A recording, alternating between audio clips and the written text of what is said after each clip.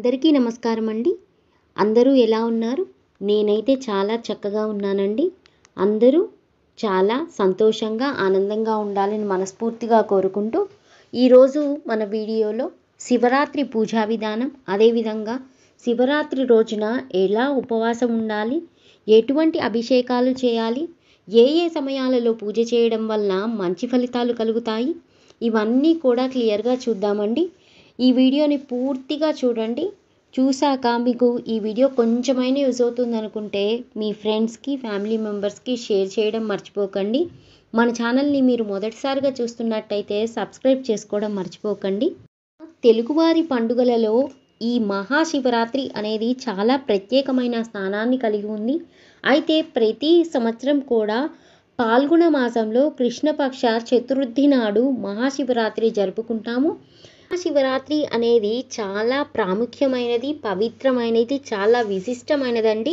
ఈ రోజున శివాలయాలలో పూజలు, అదేవిధంగా అభిషేకాలు, ఉపవాసం, జాగరణ అనే పూజలు మనం తప్పకుండా నిర్వహించుకుంటాం కదా. అది ఏ విధంగా చేసుకోవాలి, ఎటువంటి పనులు చేయాలి, ఎటువంటి పనులు చేయకూడదు అనే విశేషాలు చూద్దాం.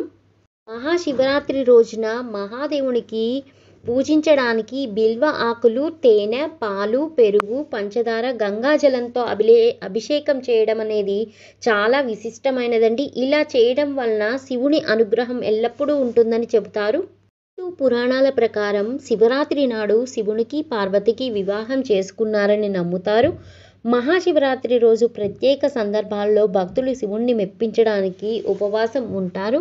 పార్వతీమాతలాగా కోరుకున్న వరుడు పొందడానికి అమ్మాయిలు ఈ రకంగా ఉపవాసం ఉండి పూజలు చేస్తూ నిర్వహిస్తూ ఉంటారు.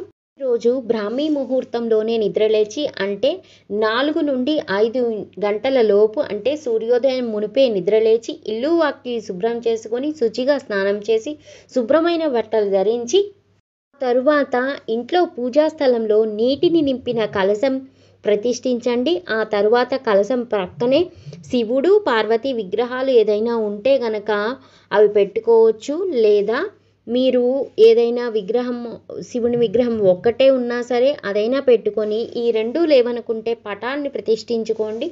తర్వాత నిత్య పూజలాగా షోడశోపచార పూజ చేసుకోండి. మన ఛానల్లో ఆల్రెడీ నిత్య పూజా విధానం అని షోడశోపచార పూజా విధానం ఉందండి, అప్లోడ్ చేశాము. ఎవరికన్నా కావాలనుకుంటే కింద డిస్క్రిప్షన్లో లింక్ పెడతాను, చూడండి. మహామృత్యుంజయ మంత్రము, అదేవిధంగా శివమంత్రాన్ని జపించడం చాలా మంచిది.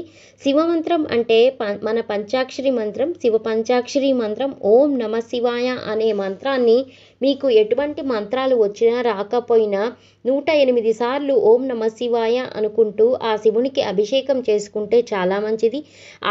అభిషేకాలు ఇలా మంత్రాలు మొత్తం అయిపోయిన తర్వాత నైవేద్యంగా పండ్లు, పాలు, పెరుగు, తేనె, ఈ విధంగా ఇటువంటి నైవేద్యాలను దేవునికి సమర్పించుకొని హారతినిచ్చి పూజను పూర్తి చేసుకోవాలి. ఈ రోజంతా కూడా చక్కగా ఉపవాసం ఉండి ఎవరి మీద కోపాన్ని ప్రదర్శించకుండా శాంతంగా ఉంటూ దేవుడికి దగ్గరగా ఉంటూ దేవుని నామాన్ని స్మరిస్తూ ఉండాలి.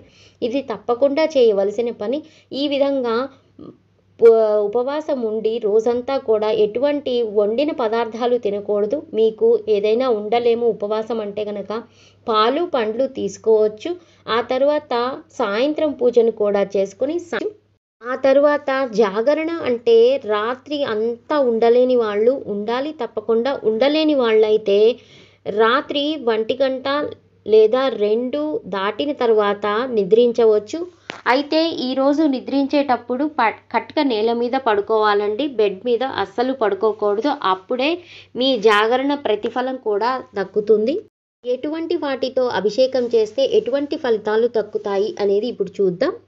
పాలతో అభిషేకం సర్వ సౌఖ్యాలు ప్రసాదించును. పెరుగుతో అభిషేకం బలము, ఆరోగ్యము, యశస్సు లభించును. ఆవు నెయ్యితో అభిషేకం ఐశ్వర్య ప్రాప్తి కలుగుతుంది. తేనెతో అభిషేకం తేజోవృద్ధి కలుగుతుంది. కొబ్బరి నీళ్లతో అభిషేకం సకల సంపదలు కలుగును. నువ్వుల నూనెతో అభిషేకం అపమృత్యు దోషాలు తొలగిపోతాయి. నీటితో అభిషేకం నష్టమైనవి తిరిగి లభించును.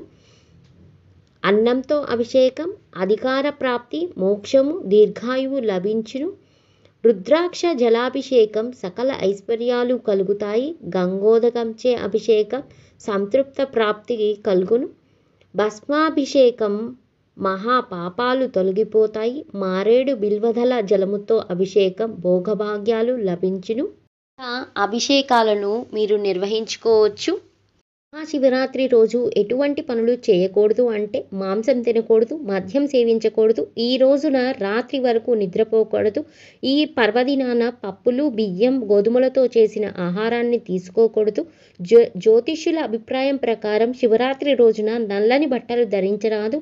ఈ రోజున శివునికి సమర్పించిన నైవేద్యాలను కూడా తినకూడదు అని చెబుతారు. అంటే ఈరోజు మనం ఉపవాసం ఉంటాం కాబట్టి తినకూడదు అనే అభిప్రాయం. కాకపోతే పాలు, పండ్లు, పంచామృతాలు ఇలాంటివి మాత్రం ప్రసాదంగా స్వీకరించవచ్చు.